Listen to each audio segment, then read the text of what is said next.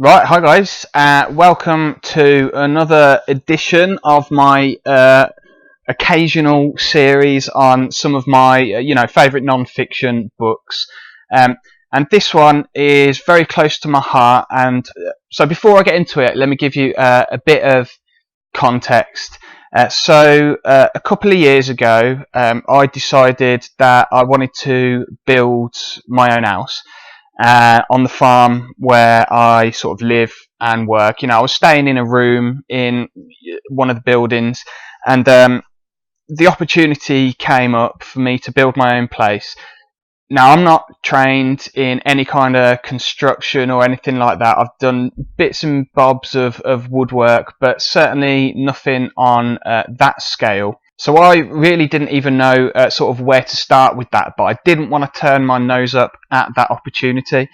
And I was told by a friend of mine that I should check out this book that I'm going to show you today to get a bit of inspiration for it, and it certainly did that. So, without further ado, drum roll, the book it's a massive one. It's Shelter by, who's it by?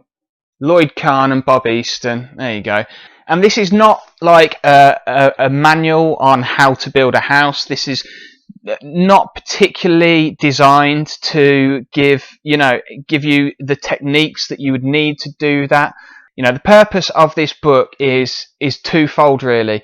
First of all, it is to inspire you by some of the just incredible homes that people from all different time periods and all different locations around the world have built for themselves.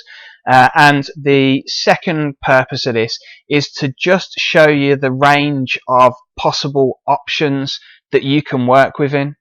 Because building a house, the object is the same wherever you do it. You want somewhere that's going to keep the weather out, and somewhere that is going to keep you safe and warm and dry.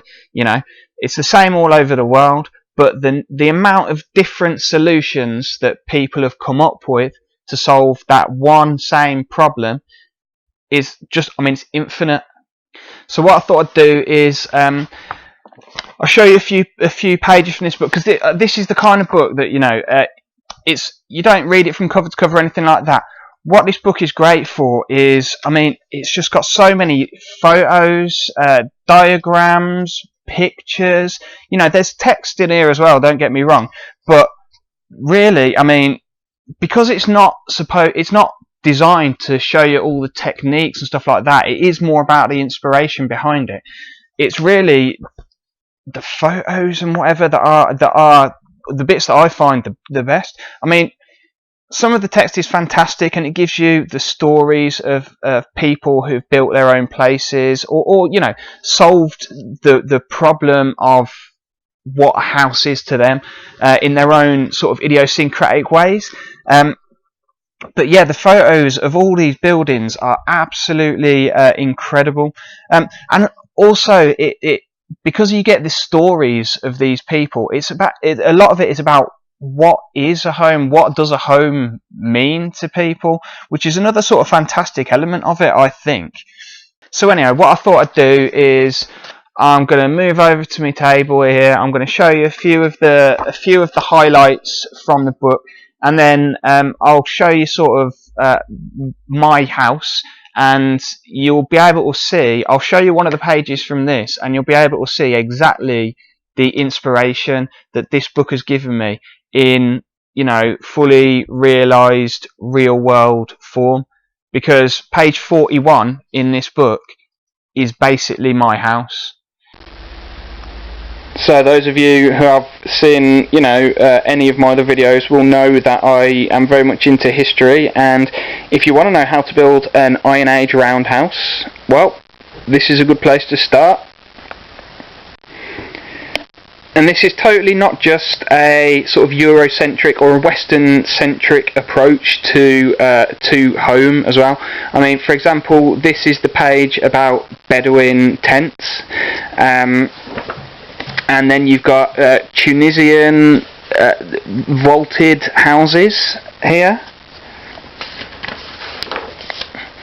Mongolian yurts, another fantastic option if you're into like non-traditional or alternative lifestyles. I mean, I was actually involved in building a yurt last week, in fact it was. And I mean, seriously, if you wanted to build yourself a cheap house, yurts are definitely a fantastic option.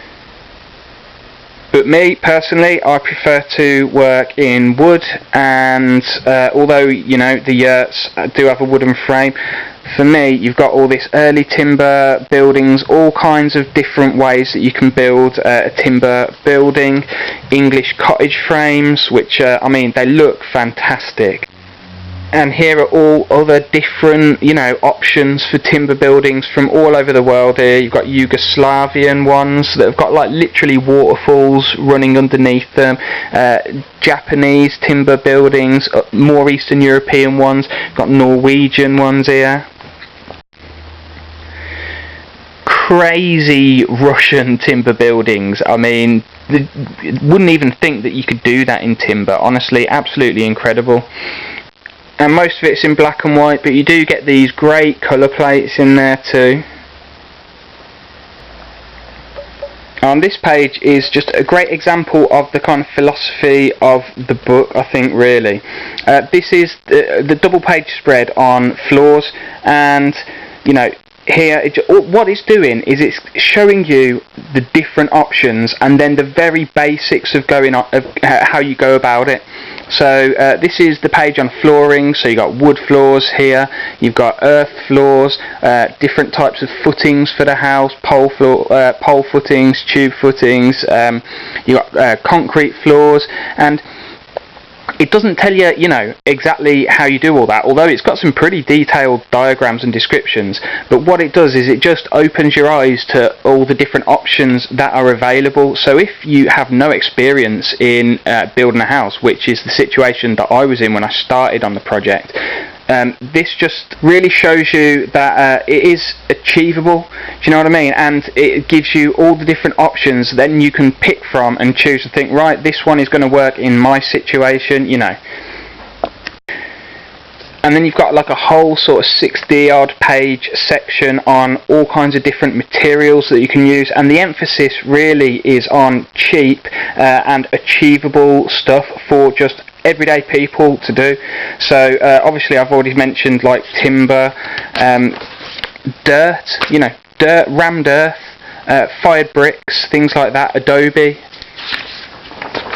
stone here, pages of stuff on stone. I mean, that's some pretty amazing dry stone walling. I don't know if that's focusing very well, but trust me, there's some amazing dry stone walling in these pictures. Baled hay houses, sod houses, turf houses, canvas, all kinds of different materials, and you know, wherever you are in the world, there'll be something in this book for you. And you get some of the more out there stuff as well, like there's these crazy tau foam buildings that look like some kind of alien life form. There's this crazy ferro cement like dinosaur building that someone's built. Absolutely amazing stuff here that you'd never even, you know, consider as an option if you didn't have a resource like this to use. And then very importantly, at the end here, it's got a bibliography. And it's got books here that apply to pretty much all the different materials and construction methods that are talked about in the book. So whichever one inspired you the most, whichever one you think, yeah, that's the one for me, if you want to get started researching that topic, it's got something for you here that's going to allow you to go much more in depth into it than this book is designed to. Right, now I mentioned that page 41 was basically my house, and this is page 41, and as you can see, this is the 12 foot by 16 foot gable, which is just, you know, simple timber, I mean basically just made out of 2x4s, and although, I mean, don't get me wrong, this is not exactly how I built my house, but this is pretty much the starting point. I'll go outside in a second with the camera and I'll show you what my place looks like, but I mean pretty much that is how I did it. You know, I built a floor, I put uprights in, and then I made rafters. I mean, I didn't do it exactly like this with the ridge pole, I did it slightly different there, and I don't have this bracing in there. I've got fewer rafters, and the dimensions are not the same either. Mine is bigger than 12 by 16, although actually I think, given the size of my house, I think 12 by 16 is perfectly reasonable to live in, especially in like an off-grid cabin like mine. You don't want loads of space, it just makes it difficult to heat. Right, so here we are, a Douglas Fir Cabin, following the, well, not following the design exactly in that book, but certainly inspired by that design. As you can see, I've added a sort of veranda bit, and it's bigger than the one that they suggest, certainly bigger than the dimensions they suggest in that. But I mean, the construction methods are basically the same. Well, I think it fits in with the surroundings pretty well. It's all off grid, so the power comes from that solar panel there. The water comes from, we've got a couple of wells on site, and the wastewater goes out through a wetland system, it's called, which basically uses the microbes on the roots of reeds passing through like a series of different swales to clean the pathogens out of the water. So yeah, I'm not on grid for water, for electricity, and I'm not connected to the sewage system either, because I don't need to be for any of them. So when civilization inevitably collapses, it's not going to make an awful lot of difference to me. So there you have it, Shelter. This is a book that got me really enthused to start building, and it's a book that was really the first step in giving me the tools, or at least letting me know where I needed to research to find out about some of what had previously seemed quite arcane sort of elements of construction that I didn't really have a clue about before. And another really great thing that this book did for me was it made building my own house seem financially achievable as well, which is something that I wasn't sure about before I started it, right? And just to put it in a bit of perspective, right? So the average house price in the UK is something like £200,000 to £250,000, right? It depends on the area, obviously, but yeah, something in that region. And my house cost a grand total of somewhere between £5,000 and £6,000. So approximately 2 to 3% of if I'd gone and bought a house on the market. Actually, it would have been even more than that in the area where I live.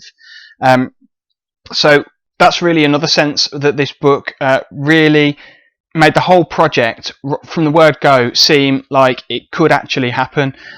So yeah, I owe a great debt to this book, both sort of financially and in the sense of the self-reliance that it engendered in me. So I think whether you are interested in building your own house at any point, or not necessarily even a house, just your own dwelling, whatever form that might take, whether you're interested in off-grid living, in alternative lifestyles in general, I think this is definitely recommended reading from me. It's almost a must-read. Or even if you just want like a really nice coffee table book, then you couldn't do much better than this. So yeah, Shelter by Lloyd Kahn and Bob Easton. If you haven't seen this book before, I would highly recommend that you check it out, and maybe it will give you some of the same inspiration that it provided for me. So yeah, I hope that was fun for you, and I hope that you go and check this book out. And if you've got any comments on anything that I've talked about in this video, then please put them down below. I'd love to hear from you. Bye for now.